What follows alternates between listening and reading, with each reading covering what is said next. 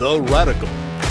Fundamental principles of freedom, rational self-interest, and individual rights. This is the Yaron Brook Show.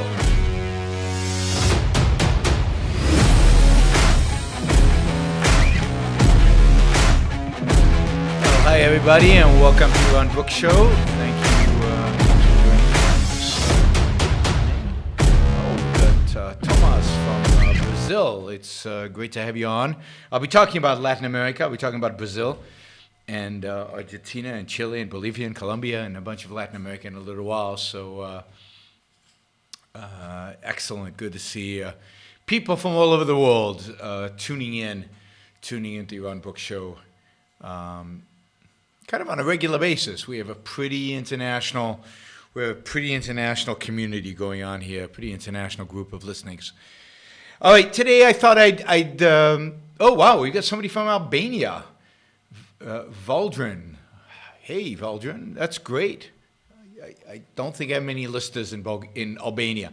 So you're one of the few. I did visit Albania a couple of years ago. Really enjoyed myself. That was a lot of fun. Hope to have an opportunity to go back to Albania one of these days.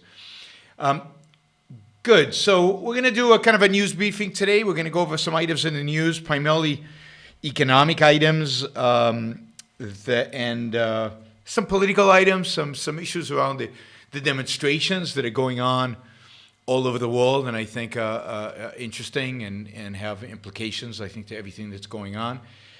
So we'll cover that, but we're going to start with tariffs. Today was a big deal with regard to tariffs. Donald Trump threatened tariffs on both Brazil and Argentina over steel, and tariffs on France and potentially other European countries over a tax that they've imposed on technology companies that he doesn't like, and so he's gonna tax them. So let's start with the tax on steel that he is placing on Brazil and Argentina, because you get it's very illustrative of the ignorance that Donald Trump has, and unfortunately many people have, towards the economy, towards what happens to currencies, why currencies are expensive or cheap, or and so on. So this is the argument Donald Trump is making. He's basically saying that these countries, in this case, and by the way, notice that this has nothing to do with intellectual property rights. This has nothing to do with Chinese oppression of its Muslim minority. This has nothing to do with China's oppression in Hong Kong. This has nothing, zero, nada, to do with China. This is just Trump's opposition to trade. And it doesn't matter where it is. So all of those people who want to defend Trump because he's finally fighting back against China and he's finally standing up to China for all the intellectual property theft, not happening here. In this case, this is about Brazil and Argentina, who are not, as far as I know, stealing intellectual property from the United States. So what are they doing that upsets Donald Trump? Well, he claims that what they're doing is they're manipulating their currency downwards. They are making their currency cheap. And what that means is that instead of buying American stuff, other countries, like let's say China, when they look to buy food, they look at the Argentinian food and the Brazilian food, and they compare it to American food, and American is much more expensive because in order to get American food, they have to convert their local currency into dollars. The dollar is very expensive right now. It's got a high value. Instead, they can convert it into pesos or Brazilian currency and get a lot more for their yuan or for their euro or for whatever the local currency is. And indeed, for Americans, it's very, very cheap right now to import things from Argentina and Brazil. Not that we import a lot, but let's say steel, for example. It's very cheap to import steel right now. So Trump's argument is one of the reasons the farmers are hurting is because the dollar is so expensive that other countries are not buying the food. Now, that's somewhat true, but it's all caused by, or primarily caused by his tariffs. I've explained one is because of the tariffs he's placed on Chinese goods. The Chinese have placed tariffs on American farming, on American food, and have stopped buying food from the United States, has shifted their purchases to other countries, including Argentina and Brazil. But that's because of the tariffs that Trump imposed. He caused this. Second, because of the tariffs and because of the continued desire of the Chinese to hold dollars, they are buying dollars, and therefore by buying dollars, they are driving the cost, the price of the dollar up, as are people all over the world. And so the dollar is expensive partially because of tariffs. The dollar is also expensive because relative to other countries, our economy is doing okay, not good, but just okay relative to other countries. And as a consequence of the economy doing okay, the dollar is more expensive. So partially it's the relatively good economy, but mostly it's Donald Trump's tariffs that are causing the dollar to be high, which are then, shifting people from buying American goods to buying goods from other countries. And it's completely expected. I predicted it when I talked originally about the tariffs. It's exactly what has happened.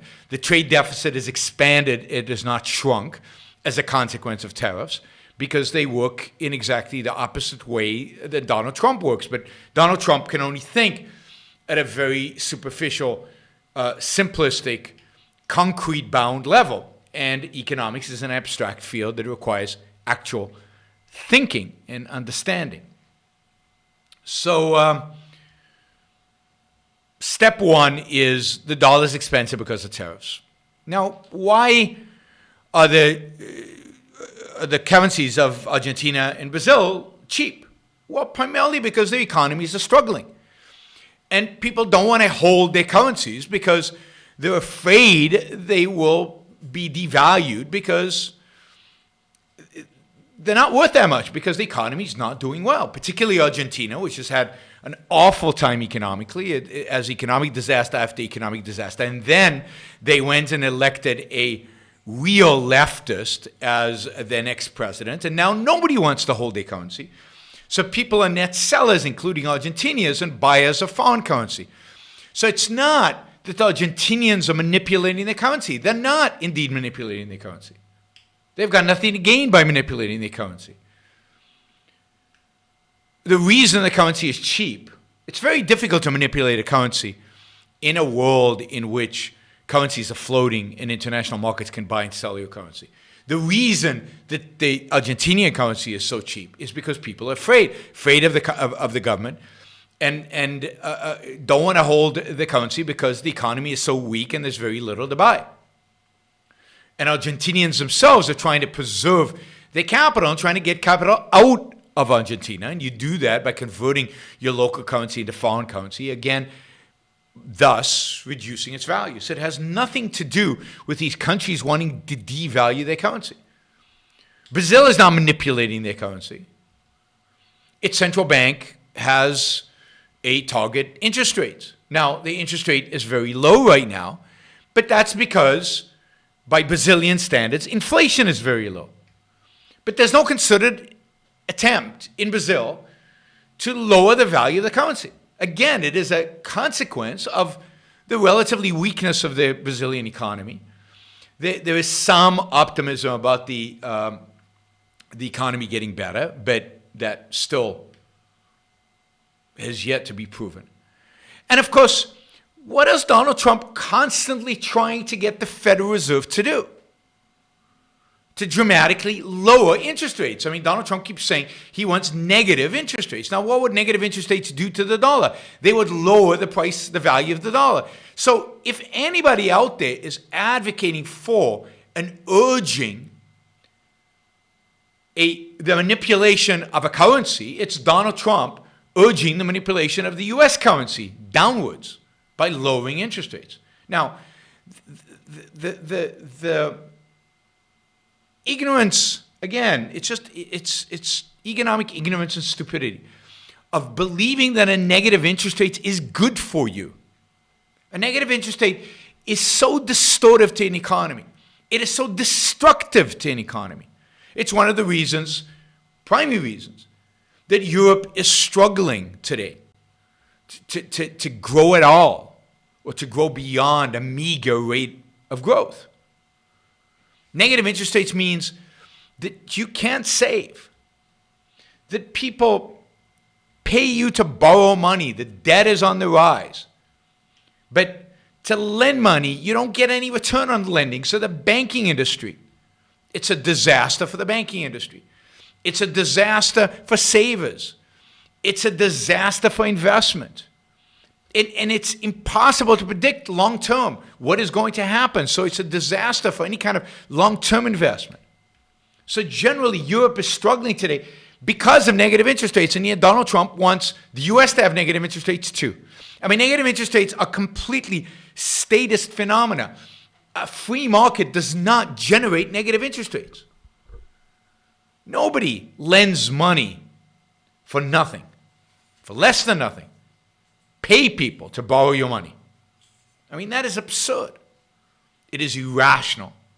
And yet that is the policy of the White House, is to encourage the Federal Reserve to do exactly that.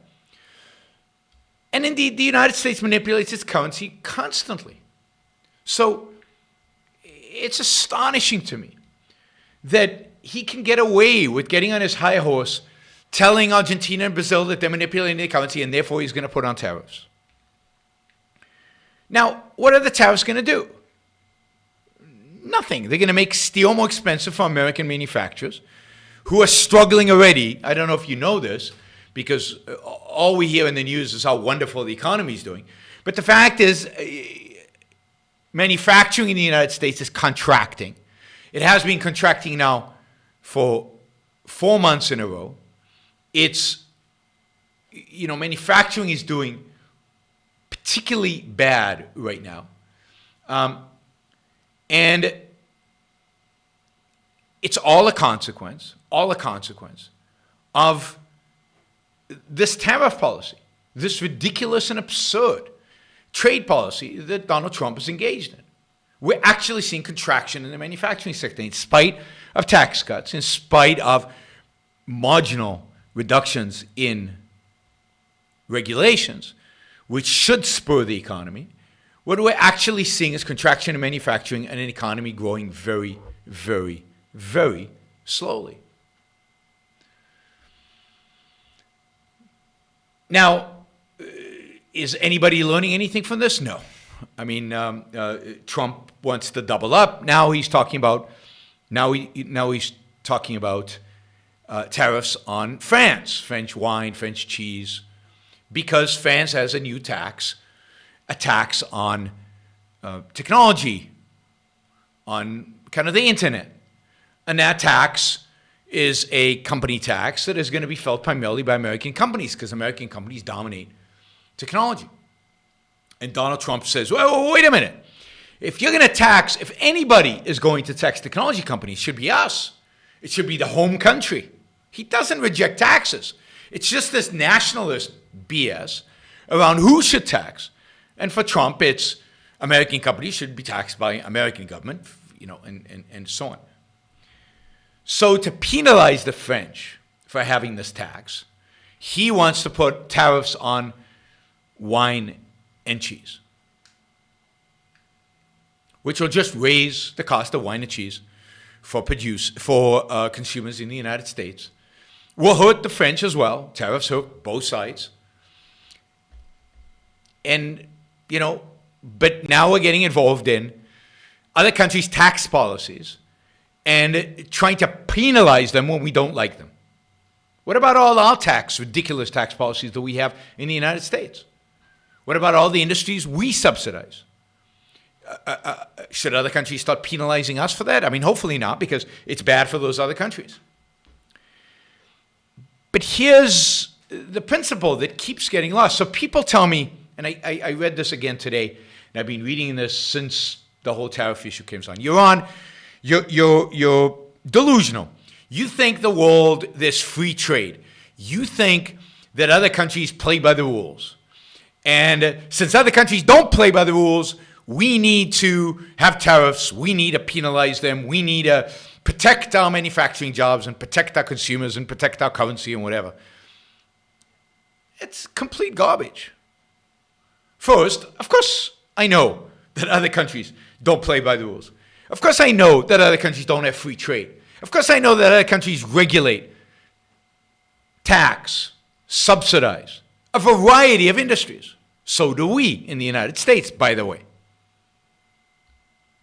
It doesn't matter.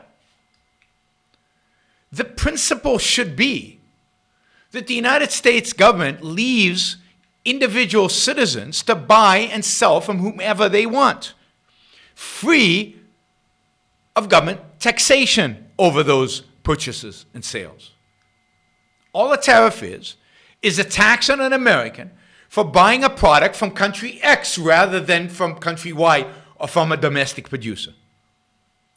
Now, I know that China subsidizes certain industries. That means we get their stuff cheaper. I know. I mean, sure, Brazil subsidizes certain of their industries. I don't like the taxes that the French have imposed. I don't think they're good. But you don't penalize American consumers for the stupidity of the French, or the stupidity of the Chinese, or the stupidity of the Brazilians and Argentinians. The U.S. government should minimize the infringements on the rights of Americans, which means eliminate as many taxes, as many burdens, as many restraints on the freedom of Americans. And then if it wants, it can use the bully pulpit to tell other countries how stupid they are in their economic policies, how self-destructive they are in their economic policies. Look, the tariffs that China has, the restrictions China places on foreign investments hurt China. The tax that the French are putting on technology hurts the French. Now, I'm fine with the American president saying, it'd be good for you and good for the world if we just had free trade, zero regulations, zero subsidies, and zero tariffs. But we're not going to wait until you do all that. We're not going to wait. We're going to lower tariffs in our home country to zero. We're going to reduce subsidies in our home country to zero. The idea that we will become mercantilists in order to pressure other countries not to be mercantilist is nuts. It doesn't make any sense. And indeed, in Brazil and Argentina's case, they're not being mercantilist. They're just being accused by an ignorant president of currency manipulation, where the real currency manipulation is done by the U.S. The real cause of the spike in the dollar has everything to do with the tariffs Donald Trump imposed, not on currency manipulation by the central bank in Brazil and Argentina. So again, you don't penalize your own consumers in order to try to get other countries to behave. And that even assumes that Donald Trump for 1 minute, or the people around Donald Trump for 1 minute, want zero tariffs or want free trade. No, they don't. I mean, again, Donald Trump was against trade with Japan. Had nothing to do with intellectual property.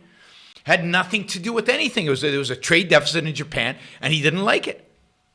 So that goes back to the 1980s. They weren't mercantilist in particular.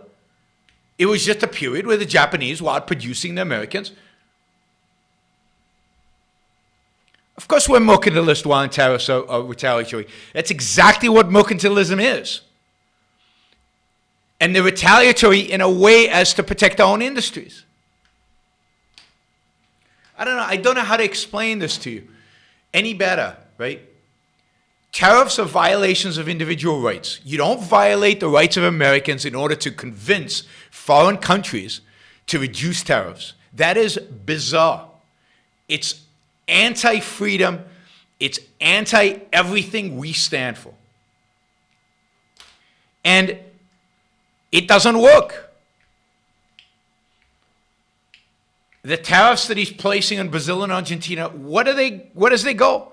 It's he has to seem to be doing something because bankruptcies among farmers at an all-time high. They've not an all-time high. They've been higher since 2011. They're very, very high. They're up 24% from last year. Farmers are going bankrupt because of mercantilist policies implemented by Donald Trump. Mercantilism is the attempt to protect your industry from the mercantilist practices of other countries. Other countries can do what they want. It doesn't affect what the right policy is in the United States. No matter how much China subsidizes, no matter how much China raises tariffs, the United States should have zero tariffs, zero subsidies as their proper economic and moral policy. But from a purely economic policy, this doesn't make any sense. This is stupid policy. And you really need to go read up on economics. I've given you some, blog sites with good economists, and you won't find a single semi-decent, never mind good economist who believes that tariffs in retaliation for somebody else's mercantilism is even mildly a good idea from an economic perspective.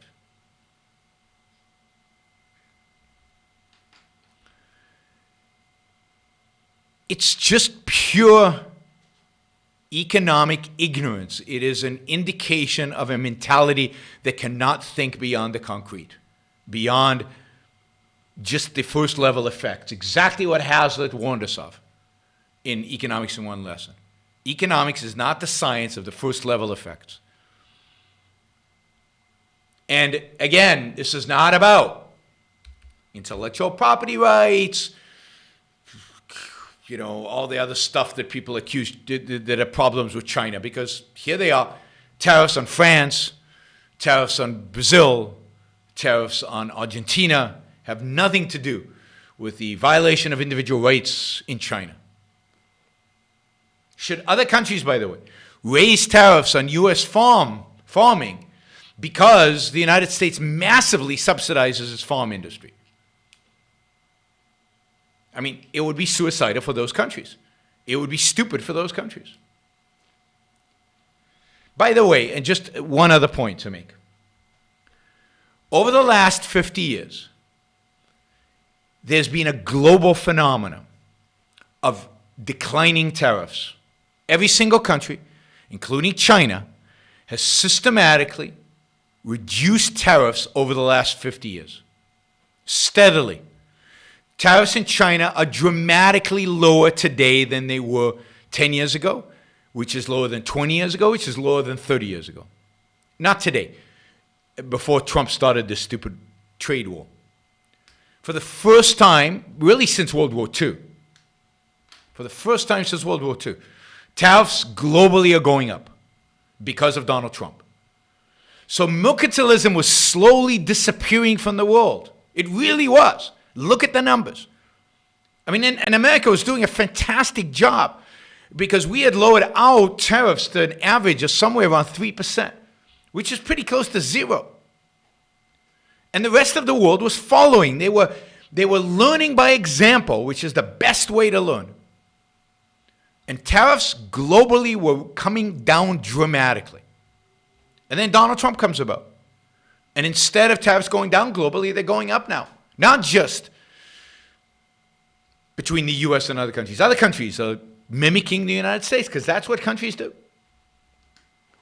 So this awful policy of tariffs is not just affecting the United States. It's a global phenomenon, and we will suffer for it for decades. It's not going to go away quickly. He's not going to have a big trade deal where tariffs are going to go down dramatically in other countries. They were already going down dramatically in other countries. There are all kinds of ways you could have encouraged them to accelerate that without going into a trade war. And it has nothing to do with economics. It has nothing to do with economic well-being. And again, there's no economist out there who suggests that this makes any sense.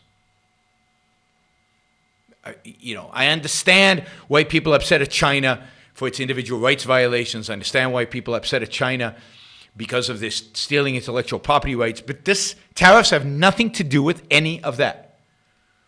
And Trump's attitude towards tariffs has nothing to do with any of that. And manufacturing jobs are not coming to the United States because actually, as I said, manufacturing over the last 4 months has been contracting at the fastest rate since 2011 when Obama was president. So the jobs are not coming back. They never will come back. They cannot come back. There are no jobs to come back.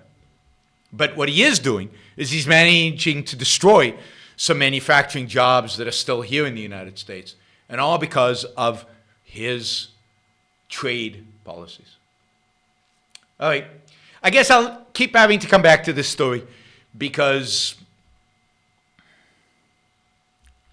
people don't get it. And it's always in the news because the stupidity has no boundaries, no end to it. It just continues and continues and continues. All right, let's see. Other stuff in the news. So people ask me about the demonstrations in Chile, which was interesting because I'd just been to Chile and I raved about it and I said positive things about it. And Chile is a fantastic economic story. By the way, a good story around tariffs as well. By the way, Hong Kong has pretty much zero tariffs. But Chile has very low tariffs. It's had a regime of trade, pro-trade, and has done very well. And recently, there have been these demonstrations, and people have said, well, you see, capitalism doesn't work because, look, in Chile, people are unhappy in spite of all the success economically, in spite of the GDP per capita, people are unhappy. And what's interesting about Chile, but not just Chile, what's interesting is that in Chile, in Bolivia, in Colombia, in the Middle East, I think for slightly different reasons, but somewhat similar reasons. In France with the yellow vests, although that has kind of petered out, but I'm not sure it's the last we've heard of it. I think in other European countries you'll see this. In America, I think instead of demonstrations, it's manifests itself, the same kind of phenomena in the election of Donald Trump and now in the shift towards populism among the Democratic Party as well. There is a real existential angst, economic existential angst that people are feeling that has spiritual implications. There's a real questioning of the system, of the elites, of those in power, of what is happening in the world. And particularly in places like Chile, France, there's a real questioning of the mixed economy, a challenging of the mixed economy. And this is how it manifests itself. None of these countries are capitalist countries. Chile is far from a free market. It's better than any other Latin American country. And the people there, even the poor, are richer than in any other Latin American countries. Poverty in Chile has come down dramatically over the last 40 years. And in terms of just the number of poor in Chile, it continues, the poverty rate in Chile continues to decline because of the relative free market that country has. But it's far from a free market. It's riddled with regulations. It's still very difficult to engage in business transactions, start large businesses, do large projects. It's got horrific growth restrictions on housing, on urban growth, which drives up rents and has driven up the cost of housing, particularly for young people, which is a global phenomenon, as the environmentalists have become more powerful. And as existing homeowners become more powerful politically, the cost of living for everybody else has gone up because what the existing homeowners and environmentalists have in common is they don't want more building. So they restrict building, which drives the cost of housing in London, in Paris, in California, in almost everywhere, up dramatically. And that includes in Santiago, Chile. The tax code in Chile is a nightmare. It is so complicated. Nobody knows how to do it, particularly at the corporate level. So, and over the last, since 1999, Chile has had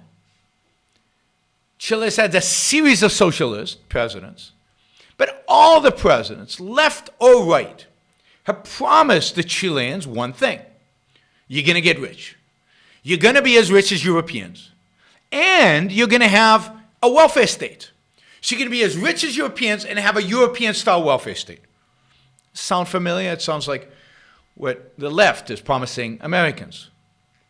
Although the left doesn't actually promise that we be as rich as Europeans because we're richer than Europeans, so that would entail a reduction in wealth.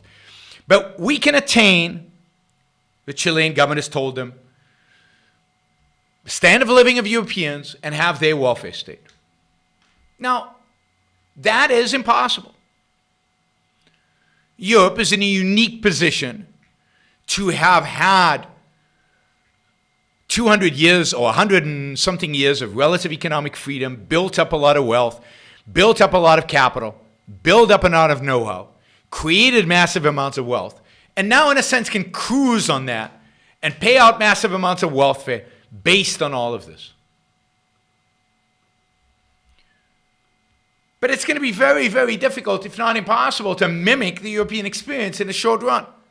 In the short run, it's impossible, but even in the long run. Chile, in order to get as rich as Europeans, needs to do the opposite. It needs to deregulate, reduce the welfare state, encourage private capital, encourage private investment, encourage capitalism,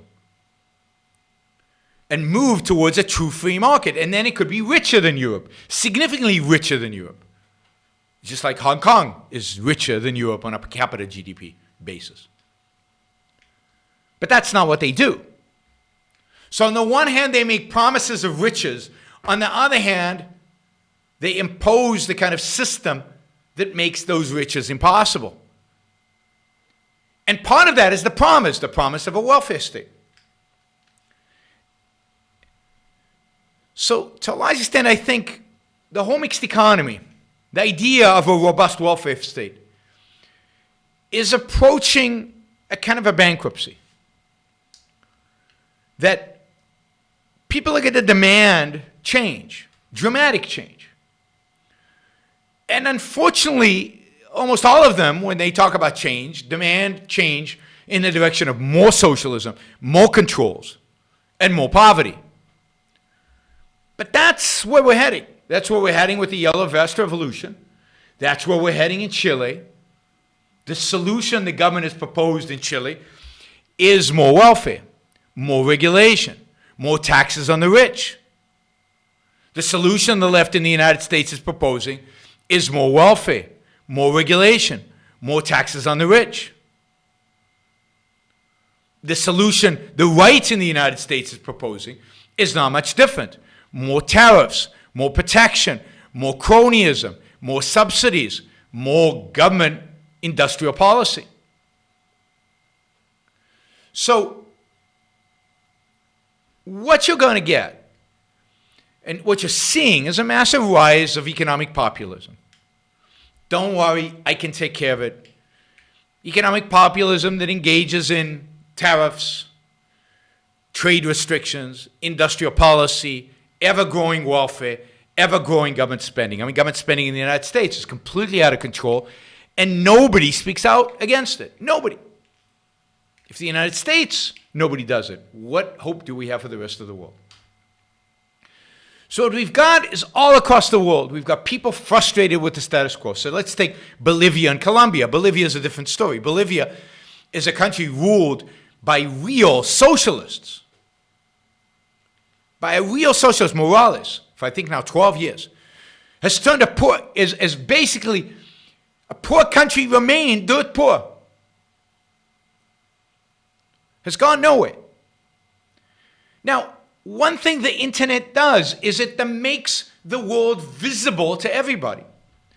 So Bolivians know how poor they are. Chileans know they're poorer than Europeans. People know. This is one of the hopes that for China is that their middle class will demand more freedom. Their middle class will demand to become richer. And therefore, they will demand more freedom, ultimately.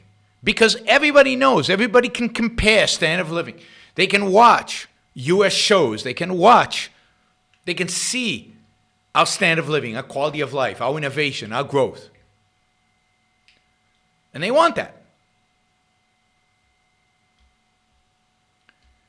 And they don't know how to get it.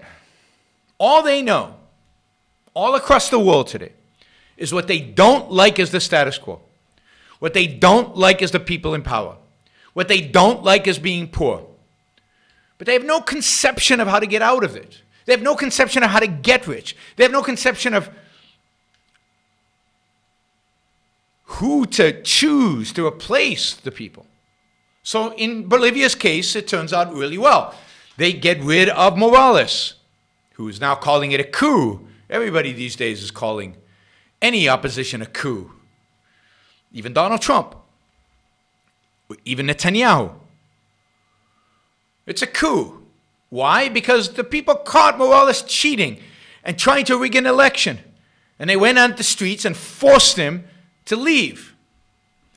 But is the person replacing Morales going to be any better? Do they know what needs to be done? When they put in a few reforms and they don't make the kind of progress as fast as everybody expects and people go out into the streets again, will they hanker for Morales to come back?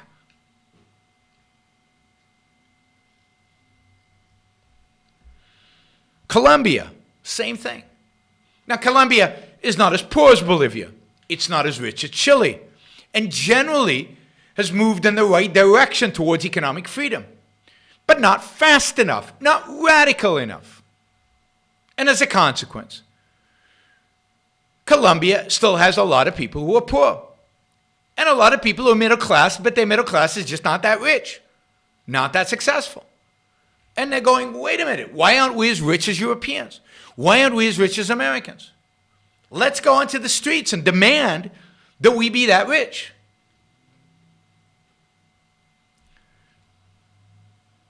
But the demand is not enough. You have to offer something. You have to offer ideas. And they don't have any. It's not a free market revolution. It's not a revolution to liberate the economies. It's a revolution for another form of mixed economy that will have the same kind of result. And as these tensions build, the people who will exploit them are the authoritarians, the populist authoritarians that will claim to solve the world's problems. And they won't be able to. And it's going to be our job to point out why people are still poor, to point out why people are not much richer, to point out what is necessary to achieve economic success. And without us doing that, the world will just stagnate. We'll go from one populist to another populist, from the left to right, to nowhere. To nowhere. Because the world is moved by ideas. And what there isn't any today out there in the world are ideas. Even in Iraq, Iran, and Lebanon, people are out demonstrating. They're demonstrating primarily because they're poor, because they could be richer, because they see on the internet how rich people are outside. In Iran, they're also unfree in every respect. And indeed, the Iranian regime over the last couple of weeks has brutally suppressed the demonstrations in Iran. By the way, not a peep from Donald Trump. Remember when demonstrations were in 2011, I think, or 13, and Obama didn't say a word, and I condemned him and others condemned him. Where's the condemnation of Trump for not saying a word about the demonstrations in Iran? Not a word. And they've killed hundreds of people. In Iraq, people want the promise that they were promised, to become rich. There's oil. They're supposed to be one of the biggest producers of oil in the world. And yet they're seeing nothing because of corruption and because of a mixed economy. And in Lebanon, one of the most westernized, at least portions of Lebanese society, westernized Arab countries, again, corruption and radicalization, religious radicalization, ongoing war in Syria and with Israel, keeps Lebanon from achieving its potential, which is to be a relatively wealthy country. Why? Because they engage in a conventional mixed economy. There is no respect for property rights. There is no respect for the rule of law. There is no respect for trade. So over and over and over and over again, everywhere in the world, what we are seeing is people getting fed up. But it leads nowhere. Because while they know what they don't want, they have no clue what they do. And this is true in the U.S. This is true in so much of the world. People want to be richer. They want to be freer. But they don't know what that means. They don't know what freedom means. And they don't know how wealth is attained. Indeed, often they want to be wealthier and safer at the same time. But risk, you can't become wealthy without taking risk. Higher risk results in higher reward. If you want safety, you get low growth. You get low returns. So the mixed economy is collapsing. And what ultimately will replace it is more authoritarianism. And that will be overthrown. And then the question is, in the name of what? In the name of another mixed economy? The world is struggling with finding the answer to how to achieve the people's goals. And the one place they're not looking is towards freedom. It's towards free markets. It's toward capitalism. That's the one thing that's unacceptable. Because that's the one thing the intellectuals rule out. That's the one thing the intellectuals will not support. That's the one thing the professors at the universities won't abhor, is capitalism. But capitalism is the solution. It's a solution to Chile. It's a solution for Bolivia. It's a solution for Colombia. I even would suggest that it's the solution for Iraq, Iran, Lebanon, and Albania. We've got somebody from Albania listening to the show today. It's capitalism is the solution. It's a respect for individual rights and respect for individual liberty. It's respect for the individual. That's the solution. It's Ayn Rand's philosophy. But even not everybody needs to get Ayn Rand's philosophy. It's the political implications of Ayn Rand's philosophy, which is the solution, or at least movement in that direction, which is the solution. But nobody's interested. And as long as they're not interested, you will continue to see upheaval all over the world, resentment, and we continue to see it in the United States, among the middle class, among the poor, across the board. It'll be interesting what's going to happen in Brazil. Will Brazil actually implement free market policies? Will Brazil actually move towards greater freedom and greater capitalism? And if they do, will people come to recognize that and support that and embrace that? I doubt it, because of the mixed nature of the Brazilian government, because they're not really committed, or at least some are and some are not.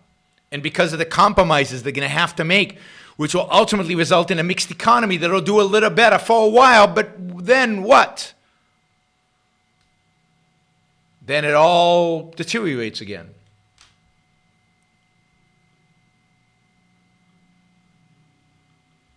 I don't know if we've lost Facebook or not. Hard to tell. On my screen, we've lost them. All right.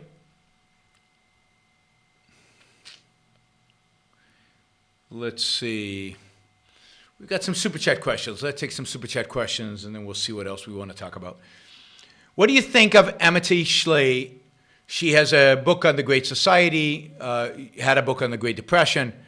I like Amity. I mean, I don't always agree with everything she says. She's little too moderate for my taste. But Amity Slay is courageous, is articulate, and her books are wonderful. And I would definitely support and encourage you to read her books. She gives a great description of what life was like under the Great Depression, what caused the Great Depression, why FDR made the Great Depression worse, not better, why that kind of increased government involvement in the economy always has to make the economy worse. And again, nobody gets it. Nobody gets it. Left, right, center, all over the world, all think the government is the solution.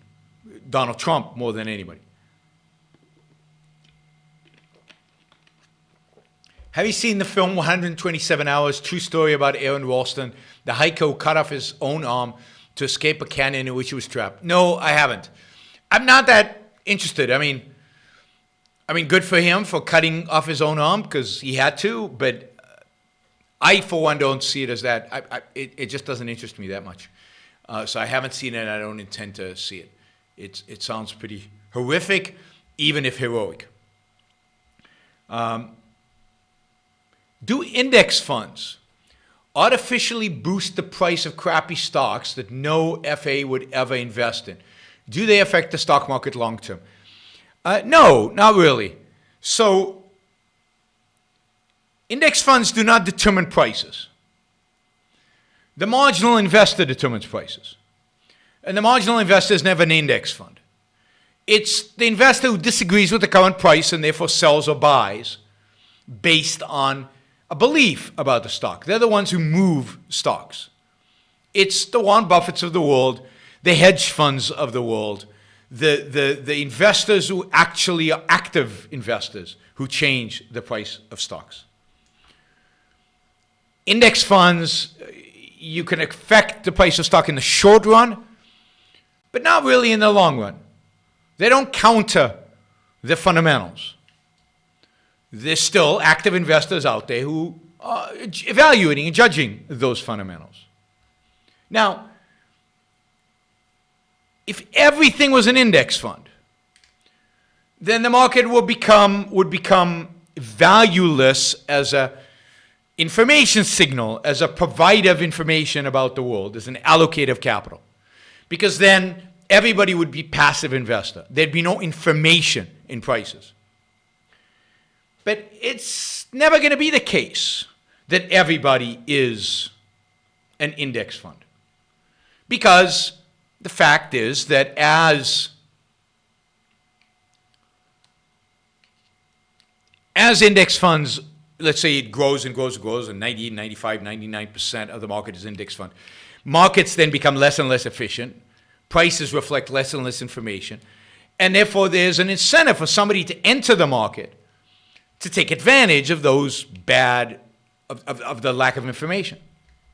So the very existence of index fund or the growth of index fund incentivizes a group of, active investors to enter to try to take advantage and exploit the inefficiencies that the index funds might create. But we're far from a place where the index funds, I think, are so dominant that they are boosting a price of a crappy stock. I mean, maybe for a little while, but not over the long run. And not a stock of any size. Arguably some little stocks that enter an index because the index, for whatever reason, chooses them, might get a boost, but it's not going to last if they're really crappy stocks. It's not how the stock market actually works. Although, I think most people, almost everybody, should be in index funds. Because I think the work of being an activist investor is very difficult. It's also very difficult to evaluate activist investors and who's good and who's not. So you, as an investor, have to be wary about trying to figure out who you should give your money to and who you shouldn't. Index fund is simple. You're making, in a sense, you're taking a position about the U.S. economy. If you think the U.S. economy long term is going to do well, buy the U.S. economy. And the closest you can do to buying a piece of the U.S. economy is to buy an index fund, a broad index fund in stocks. All right.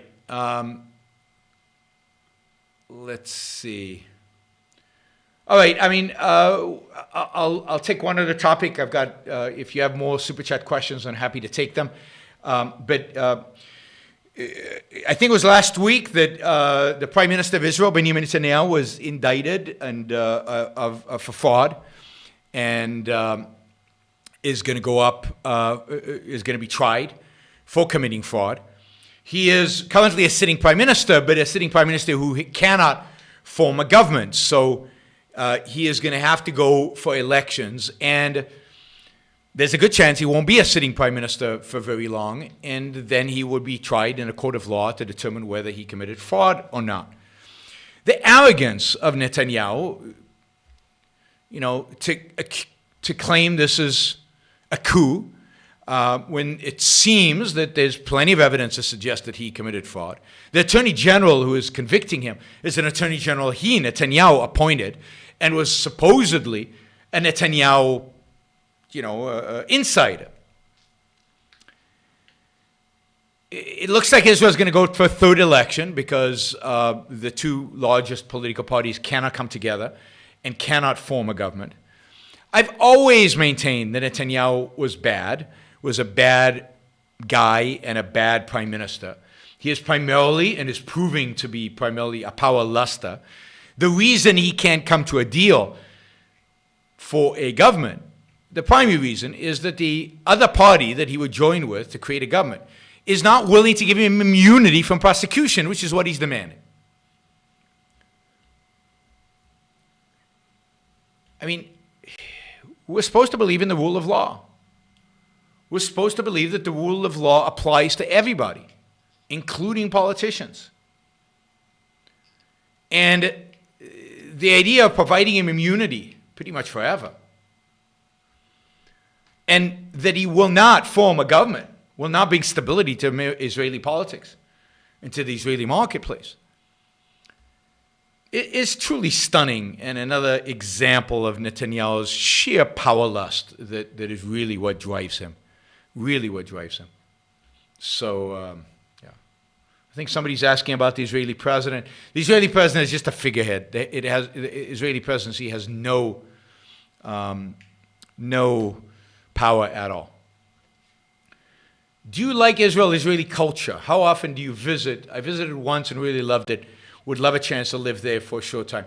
I go once a year. I go see my family once a year. Do I like Israeli culture? Yeah, I do. I mean, Israel has this mixture of culture. Some I like and some I don't. The stuff I like is that it's very individualistic, very open, very, they're not shy about telling you what they think. They don't play games. They're not particularly polite, but I find that refreshing. They tell you what they think.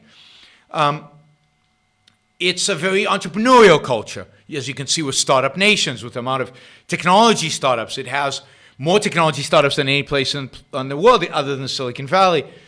It is a culture that respects learning and respects wealth to some extent. It respects success. It's a culture of success. So there's a lot in the culture, and then it's got phenomenal musicians. It's got a history of supporting, large numbers of very talented, primarily musicians. I mean, filmmakers now. You can see it in the number of Israeli television shows that Netflix carries, or the number of television shows that American studios have copied and created their American versions of. So all of that is good. On the flip side of that, it's very tribal. Very tribal. People think they're all your cousins. People think they should be in your business. They should tell you how to live. You have to be friends with everybody, with your neighbors and everybody else, and they take it personally if you do not. It's not a culture like the American culture, which is individualist, at least used to be, kind of on a day-to-day basis. There's a lot of this tribalism, family-centric, tribal-centric collectivism, which I don't like. So it's a mixture of all of that. Israel has great food. I like, at least the Israeli music I grew up on. I really, really like. There's an energy in Israel. There's an excitement in Israel. It's a growing population. Israelis have children. They have over 3 children, including in the secular part of Israeli society. In the non-religious part of Israeli society, they're having 3 or 4 children. That's a sign of optimism. That's a sign of belief in the future. That's a sign of living. They're technologically advanced. In many respects, it's a great country. If not for the tribalism, I would love it even more. But it's a country I couldn't live in because of that tribalism. But it's a country I really, really enjoy visiting, and I encourage everybody to visit because I think it's a fantastic place to go. Seo asked, didn't Brazil and Argentina move a little bit towards capitalism in the past few years? Shouldn't they be thriving to that extent? Are they better now than they were under the socialist presidents? I mean, no, Argentina did not move towards capitalism at all.